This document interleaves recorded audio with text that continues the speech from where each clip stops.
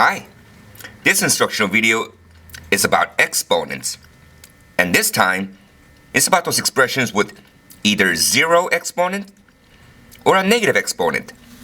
Here, let me give you a quick rule of how this works.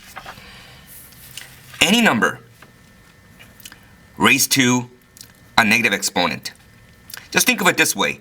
That negative exponent is telling you that the base is in a wrong place. What do you mean wrong place? It means this way.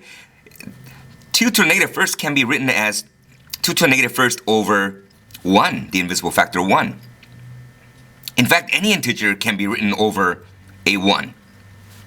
So since this indicates that this base is in the wrong place, you take this entire thing and you go down instead. So it becomes 1 over 2 to the first power, or just simply 1 over 2.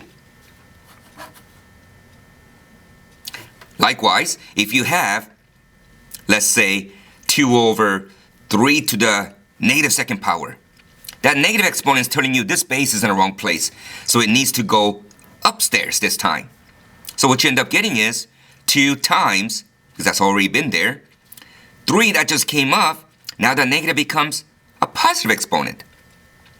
For this particular example, when you evaluate, it becomes 2 to the 9th power, which in turn becomes 18. So, that being said, you try 1, 2, 3, and if you dare, try number 4. Okay, so you said, this one's easy. That base 5 has a negative, so it must come up. That's right. So you end up getting 5 to the first power times, if you want, 1. So 5 to the first is still 5 times 1 is still 5. Ta-da!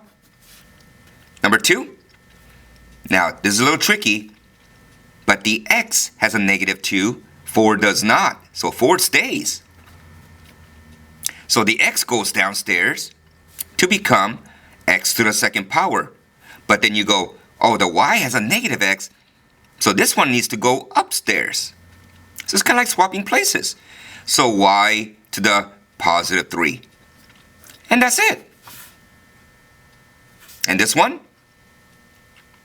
It's like the entire group, 3x, is in the wrong place, indicated by a negative 7. So the whole thing has to go up.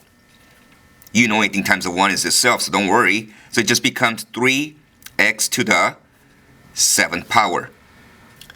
And if you dare, I told you to try this one. Now this one was a little tricky. You have to apply the rule that we learned from the last video, where we have an exponent to another exponent, and you're supposed to multiply them.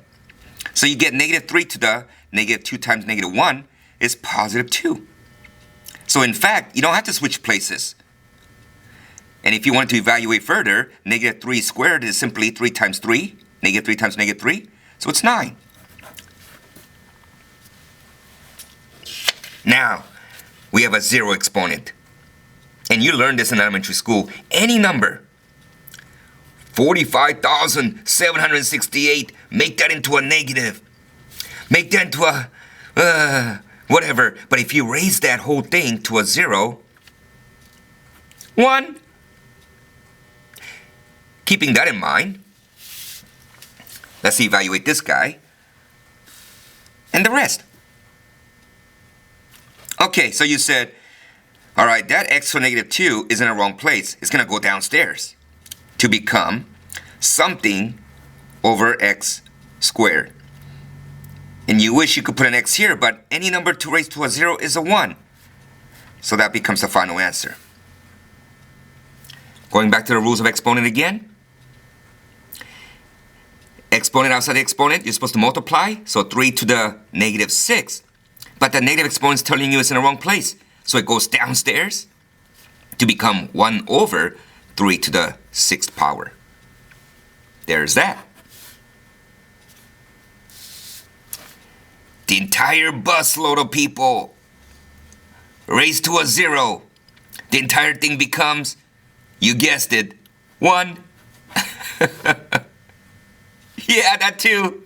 1. You wish your tests were all like this, huh? Now this one, that's a 1. But the m to the negative 2 comes down. So it becomes 1 over m squared times that 1. So that just becomes the answer. And there's your video about zero exponents and negative exponents.